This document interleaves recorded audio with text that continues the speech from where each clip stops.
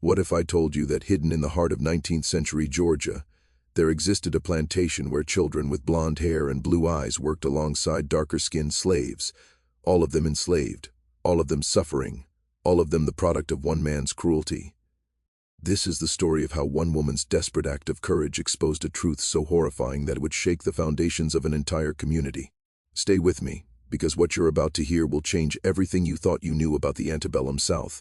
The summer heat hung over Willowbrook Plantation like a suffocating blanket, thick and unrelenting. Sarah Montgomery had lived her entire 23 years in the small town of Oak Ridge, Georgia, but she had never been inside the iron gates that surrounded the sprawling estate. No one had, really, except for the slaves who toiled there and the master who owned them. Colonel Richard Thornwood was a reclusive man, a widower who had inherited his father's cotton empire and expanded it into one of the largest operations in the state. He rarely came to town, rarely attended social gatherings, and when he did appear, he carried himself with an icy distance that discouraged conversation. Sarah was different from most young women in Oak Ridge. While her peers concerned themselves with courtship and domestic affairs, she had been educated by her father, a schoolteacher who believed that knowledge belonged to everyone, regardless of gender. When he died of fever the previous winter, he left her his books, his ideals, and a burning sense of justice that wouldn't let her rest. She had begun teaching reading and arithmetic to free black children in the church basement, much to the horror of some townspeople. But she didn't care. Her father had taught her that silence in the face of injustice was its own kind of sin. It was on a sweltering August morning that everything changed. Sarah was walking through the town market when she saw him, a boy, no more than 8 years old, with hair the color of wheat and eyes like a summer sky. He was being led by an older slave woman, his small hand clasped tightly in hers. But what stopped Sarah's heart wasn't just his appearance. It was the iron collar around his neck, the same kind she'd seen on enslaved people, the same kind that marked someone as property. She stood frozen, her basket of vegetables forgotten, as the woman and child disappeared around a corner. A white child, enslaved? It was impossible, inconceivable. Slavery was justified in the South by the lie that black people were somehow lesser, somehow suited for bondage. But this child shattered that entire foundation with his very existence. If a white-skinned child could be enslaved, then the whole system revealed itself for what it truly was, not about race at all, but about power, greed, and the complete dehumanization of the vulnerable. Sarah's hands trembled as she gathered her things and made her way to the home of Dr. James Harrison, one of the few people in town she trusted. Dr. Harrison was an older man, nearly 60, with a weathered face and eyes that had seen too much suffering. He had been Oak Ridge's physician for over 30 years, and he delivered babies, set bones, and kept secrets with equal discretion. When Sarah burst into his office that afternoon, the words tumbled out of her in a rush. "Dr. Harrison, I saw a white child. In the market. He was enslaved. I saw the collar. I saw—" She stopped, breathless, waiting for him to tell her she had imagined it, that the heat had gotten to her. Instead, the doctor's face went pale. He stood slowly, walked to his door, closed it, and locked it. When he turned back to her, his expression was grave. "Miss Montgomery, what I'm about to tell you must never leave this room unless you're prepared to face consequences that could destroy you. Do you understand?" Sarah nodded, her heart hammering against her ribs. Dr. Harrison sat down heavily in his chair and folded his hands on his desk. "Willowbrook Plantation has been a source of whispers for years. I've delivered 7 children there over the past decade, children born to enslaved women on that estate. Every single one of them had European features, light skin, light hair, light eyes. And every single one of them was kept in bondage by Colonel Thornwood." The room seemed to tilt. Sarah gripped the edge of the desk to steady herself. "But how? Why hasn't anyone—" "Because Colonel Thornwood is one of the most powerful men in Georgia," Dr. Harrison interrupted, his voice heavy with bitterness. "Because people look the other way when it's convenient. Because the mothers of these children have no legal standing, no voice, no rights. They're enslaved women, Miss Montgomery, violated by the very man who claims to own them. And the children born from that violence? They're his property too, under the law." Sarah felt bile rise in her throat. She thought of the boy she'd seen, his small hand clutching the woman's, his eyes holding a sadness no child should ever know. "There must be something we can do. There must be someone." "There's no one," Dr. Harrison said flatly. "I've tried. I've written to abolitionists in the North, but without proof, without someone willing to testify. It's just hearsay. The enslaved people themselves can't testify in court. And anyone who speaks out against Thornwood risks financial ruin or worse. He controls too much, owns too many debts, has too many friends in high places." But Sarah wasn't listening anymore. She was thinking of her father, of the last words he'd spoken to her before the fever took him. "Do what's right, Sarah, even when it's hard. Especially when it's hard." She looked up at Dr. Harrison with a determination that surprised them both. "Then we'll get proof. I'll get proof." The doctor's eyes widened. "Miss Montgomery, you can't be serious. If Thornwood even suspects that you're investigating him, then he'll have to prove that I'm wrong," Sarah said, her voice steady despite the fear coursing through her veins. "And he can't prove a lie, Dr. Harrison. He can't hide what's true forever." Over the next 3 weeks, Sarah became a ghost in Oak Ridge, slipping through shadows and piecing together fragments of truth. She spoke in whispers to the free black community, to the servants who worked in the homes of Thornwood's associates, to anyone who might have seen or heard something about Willowbrook. Most people were too frightened to talk, but slowly, carefully, a picture began to emerge. There were at least 12 children on the plantation with European features, all of them enslaved, all of them living in a separate quarter away from the main slave population. The mothers were kept isolated, forbidden from speaking to others about their circumstances, and Colonel Thornwood controlled it all with an iron fist, using violence and fear to maintain his terrible secret. Sarah knew she needed to see Willowbrook for herself, but the plantation was heavily guarded, its perimeter patrolled by overseers day and night. She spent days observing from a distance, noting the patterns of movement, the times when guards changed shifts. Finally, on a moonless night in late September, she made her move. She dressed in dark clothing, tied her hair back, and slipped out of her small house at the edge of town. Her heart pounded so loudly she was certain someone would hear it, but the streets were empty, the town asleep. The walk to Willowbrook took nearly an hour. By the time she reached the edge of the property, her legs ached and her dress was soaked with perspiration. She crouched behind a line of trees, watching the main house in the distance. Lights flickered in a few windows, but most of the estate was dark. She waited until the patrol passed, counting the minutes, and then she moved, staying low, keeping to the shadows. She made her way toward the separate quarters Dr. Harrison had mentioned, a cluster of small cabins set apart from the main slave housing.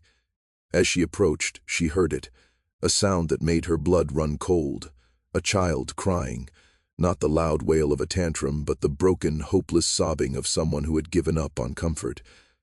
Sarah's hands shook as she crept closer, peering through a gap in the wooden slats of the nearest cabin. What she saw would haunt her for the rest of her life. Inside, by the dim light of a single candle, a woman sat on a rough wooden floor, cradling a little girl who couldn't have been more than 5 years old. The woman's face was bruised, her lips split, but it was the child that broke Sarah's heart. She had pale skin and auburn curls, and around her tiny neck was an iron collar, the metal rubbing her skin raw. The woman rocked her back and forth, singing a lullaby in a voice thick with tears, and Sarah understood then the full measure of Thornwood's evil. These weren't just enslaved children. They were the evidence of rape, of systematic abuse, of a man who had created his own private hell and forced innocent people to live in it. Sarah didn't realize she was crying until a tear fell from her chin. She had to get out of there, had to get help, had to do something. But as she turned to leave, a hand clamped down on her shoulder. She opened her mouth to scream, but another hand covered it, and a voice hissed in her ear, "Don't make a sound, or we're both dead." Chapter 2. The Price of Truth. The man who held Sarah was massive, his grip like iron, but when she stopped struggling, he slowly released her. She spun around to find herself face to face with a man she'd never seen before, tall, broad-shouldered, with dark skin and eyes that held both intelligence and wariness. He gestured for her to follow him. And against every instinct screaming at her to run, she did. He led her deeper into the woods, away from the cabins, until they were far enough that their voices wouldn't carry. "Who are you?" Sarah whispered, her voice shaking. "My name is Marcus," he said quietly. "I'm enslaved here, but I'm also the only person on this plantation who knows how to read and write. I taught myself using the Colonel's old newspapers. Now tell me, what's a white woman doing sneaking around Willowbrook in the middle of the night?" Sarah made a split-second decision to trust him. She told him everything, what she'd seen in town, her conversation with Dr. Harrison, her determination to expose Thornwood's crimes. As she spoke, Marcus's expression shifted from suspicion to something like hope, fragile and desperate. "You're either very brave or very foolish," he said when she finished. "Probably both. But if you're serious about this, if you really want to bring Thornwood down, you're going to need more than what you've seen tonight. You need documentation. You need names, dates, evidence that can't be dismissed." "Can you get that?" Sarah asked, her pulse racing. Marcus was quiet for a long moment, his jaw working as he considered. Finally he nodded. "Thornwood keeps a ledger in his study. It records every person he owns, every birth, every sale, every—" He stopped, his face twisting with disgust. "Every child born on this plantation is listed there, along with their mother's names. If you could get that ledger to someone who could use it, someone in the north maybe—" "I'll get it out," Sarah said immediately. "Just tell me how to find it." Over the next hour, Marcus drew a map in the dirt, showing her the layout of the main house, where Thornwood's study was located, when the household staff slept. It was risky, almost suicidal, but Sarah had come too far to turn back now. They agreed to meet in 3 nights, when Thornwood would be away in Savannah on business. Marcus would create a distraction, and Sarah would slip into the house and take the ledger. The next 3 days were the longest of Sarah's life.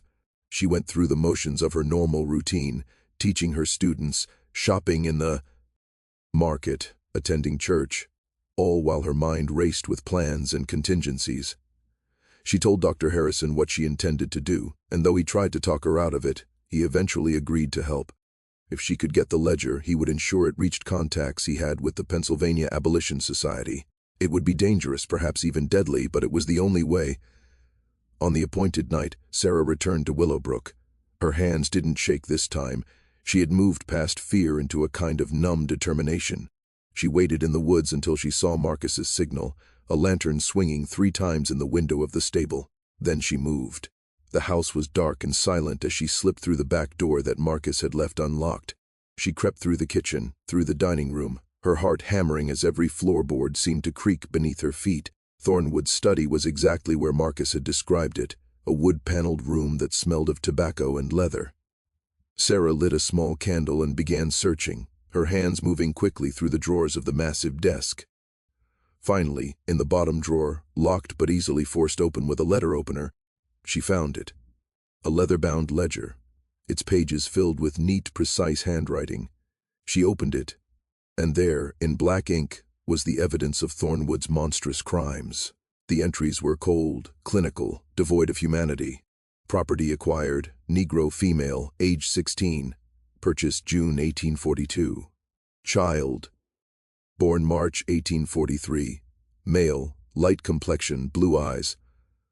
Property of R. Thornwood. Page after page, year after year, a catalogue of rape and enslavement, of children ripped from their mothers and forced into bondage because of the color of their skin, or in this case, despite it. Sarah felt sick, but she took the ledger and tucked it under her cloak. She was turning to leave when she heard footsteps in the hall. Colonel Thornwood stood in the doorway, a pistol in his hand, his face a mask of cold fury. "I knew someone was sneaking around my property," he said, his voice dangerously soft. "I didn't expect it to be a woman, especially not Montgomery's fool daughter." Sarah's mind raced. She clutched the ledger tighter, backing away from him. "It's over, Colonel. I have the proof of what you've done. Everyone will know." "No one will know anything," Thornwood interrupted, raising the pistol. "Because you're trespassing on my property, and I'm well within my rights to defend it. They'll find your body in the morning and call it a tragedy, just another accident." But before he could pull the trigger, there was a crash from somewhere else in the house, followed by shouts. Thornwood's head whipped toward the sound, and in that moment of distraction, Sarah ran. She bolted past him, through the study door, down the hallway as the pistol fired behind her, the bullet splintering wood inches from her head. She didn't stop, didn't look back, just ran through the house and out into the night. Behind her, she could hear chaos erupting. Marcus had set fire to the cotton storehouse, creating a blaze that lit up the night sky and sent everyone on the plantation scrambling. Sarah ran through the smoke and confusion, the ledger pressed against her chest like a lifeline.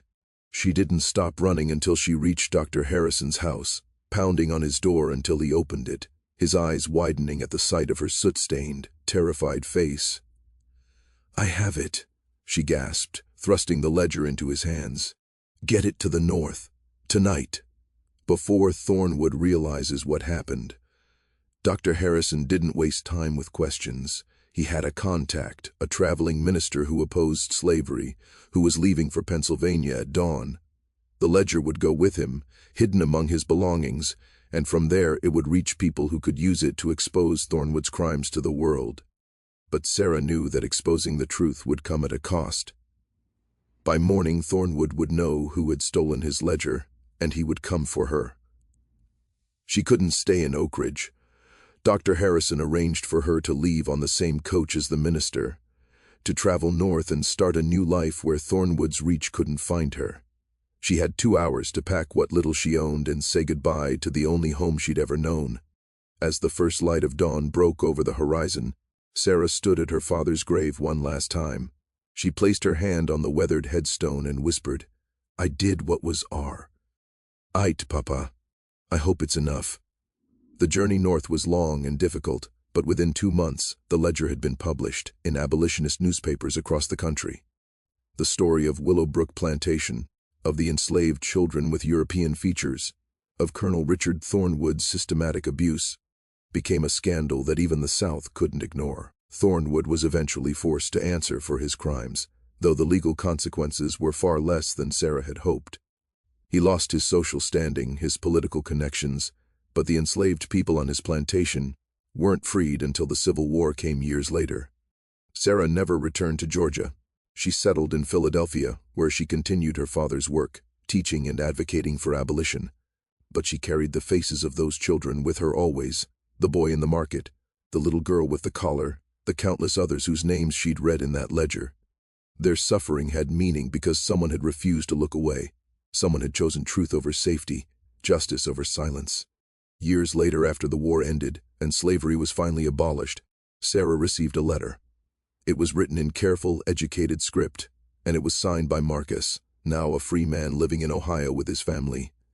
He thanked her for her courage, told her that the children of Willowbrook were scattered now, some free, some still searching for family, but all of them alive because she had refused to let them be forgotten. Sarah kept that letter until the day she died, a reminder that even in the darkest moments of history, one person's choice to stand up could light a candle in the darkness. She never considered herself a hero. She was just a woman who believed that every human being, regardless of the color of their skin, deserved dignity, freedom, and the chance to be seen as something more than property. The legacy of Willowbrook Plantation is a painful chapter in American history, a reminder that the evils of slavery extended beyond the simple narrative of race that the South used to justify it. The enslaved children with European features exposed the lie at the heart of the system, that slavery was never about natural order or divine will, but about power, exploitation, and the reduction of human beings to commodities. Their story, and Sarah's courage in bringing it to light, reminds us that silence is complicity, and that the fight for justice, no matter how dangerous or difficult, is always worth it. Because in the end, the price of truth is never as high as the cost of living with a lie.